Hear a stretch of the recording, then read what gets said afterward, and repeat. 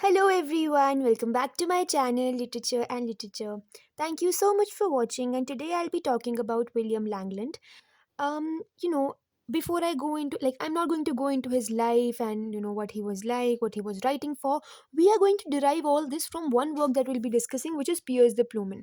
From here only we'll try to derive what kind of person he was, about which class he was writing, and what exactly was his purpose when he was writing anything.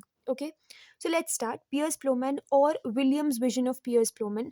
This is important. Anything related to the title is important, so you should know whose vision it is. It is William's vision. But then who is Piers? Piers is William's representative only in his dream. So it's also called the alter ego of Will. So in the real thing, the story, which is the real story, in that the character is William. But in the dream that he has, the character is Piers.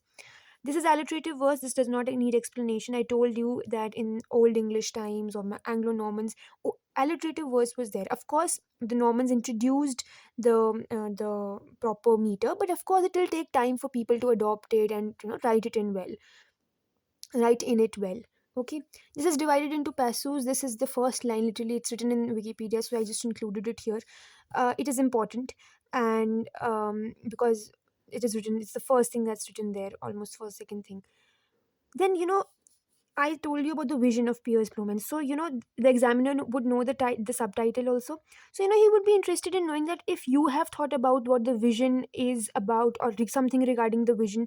So, the vision, when he gets this vision, he is sleeping on the Malvern Hills. This has already been asked.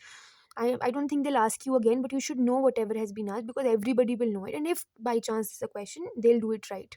Okay, what they can now ask you is which month it is. Now you must think, knowing a month is not so important. You don't even have to know it about many works, but works like Piers Plowman, where the setting becomes important, or maybe Wasteland for that matter, or Canterbury Tales for that matter, some very very important works. There you have to know the month. I won't say this is extremely important, but you should remember that it is in May. Now, what does he do here?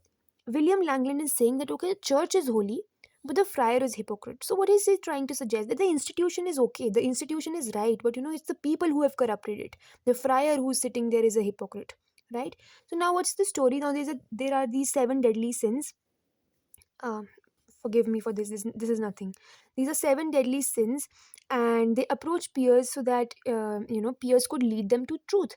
Now imagine, the deadly sins are asking Piers to lead him to truth. So obviously they are deceptive. They're trying to remove him from the work he's doing, and just try to, maybe what bit not try to derail him from his work, right? But Pierce is intelligent, and he's hardworking, and he says, no, I won't leave with you, I have my work. So what we get to know is that Pierce is hardworking, and he's not giving into the temptations of these deadly sins. This is his first vision. I think you should know anything that is first in any text. This is not important, very not very important. If even if you don't remember, that's okay. But you should have an idea. Okay, field full of folk, and this is also, you can also remember. It's easy to remember because this is the vision he gets. He sees a field which is full of people, right? These allegorical characters are important. Do well, do bet, do best. Do well, do better, do best, right?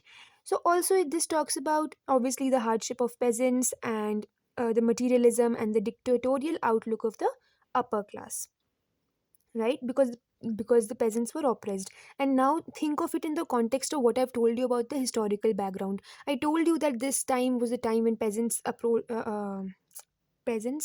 rising happened. The rebellion against the poll tax, which I told you about, the poll tax, which is levied on everybody irrespective of their income, right? So then finally this happens. So Piers appears finally as the good Samaritan, somebody who's good, who's moral, right? I haven't written the date again. Next video, if I upload, I will definitely write the dates here, but I'll show it to you again. So we have Langland 1332 to 1386. So when did peasants revolt happen? 1381. Now आप कैसे याद रखेंगे? तो obviously कहाँ गए William लैंगलिंग 1332. तो obviously around 52 he would be 20. So he would not be writing at 20 only. मतलब he would start writing, but this would be the kind of the background. अच्छा, अब आप बोलेंगे कि 86 में तो he died, so there is a less chance कि he would have written or thought about peasants. But because peasants revolt did not just happen in one day ना, जो the kind of जो वो बिल्ड हुआ होगा, the emotions that would have built in because of the continuous operations, वो तो time के साथ ही हुआ होगा. So obviously he was in that context he was living, so he was writing about them. William Langland, I told you in the previous video, even John Gover in Vox Clementis, he writes about the peasants rebellion. So obviously even he was bothered about the peasants. So you see the themes, the repetitive themes. They are writing about peasants, right? And a certain kind of Christian theme, seven deadly sins and everything. Even I think even here, see the mirror of mankind, mirror of meditation, something here you have the confession to priest genius, all of that. And uh, I think the theme of Christianity and the peasants thing is quite common here.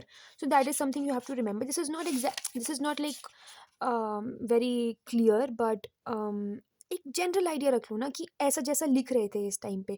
सो अगर कोई और writer आ गया और आपको बस इतना याद है कि ये राइटर इस टाइम पे लिख रहे थे, देन यू कैन गेस. और हमें गेसिंग ही इम्प्रूव करनी है क्योंकि क्वेश्चंस तो और ही आएंगे. आपको बेसिक पता होना चाहिए जो सबको आता है. I think that's about it. William Langland के बारे में आपको कोई और जानकारी की कोई भी ज़रूरत नहीं है. मैंने जो यहाँ भी बताया है, I think it's more than enough. अगर आप सिर्फ इतना भी याद कर लेंगे ना, ये जो फर्स्ट 4 लाइन्स हैं, ये तो आपका अंडरस्टैंडिंग के लिए है, ताकि if you have to eliminate you can, right? और this has been asked PS, that is why written it अलग से. थोड़ा अजीब भी लग रहा है यहाँ लिखा हुआ, बिल्कुल इसका कोई कॉन्टेक्स्ट नहीं ड्रॉ किया मैंने. पर this is has been asked in the previous question, so you should remember that PS is a good man, right? That's about this video. Next video will be on Chaucer, so stay tuned. Chaucer is going to be a long video. It has a lot of things, and I have to tell you a lot of things about Chaucer. So okay, bye bye, take care, and keep working hard and keep revising whatever you wrote in your notebook or you saw it. Just memorize it. Just memorize it.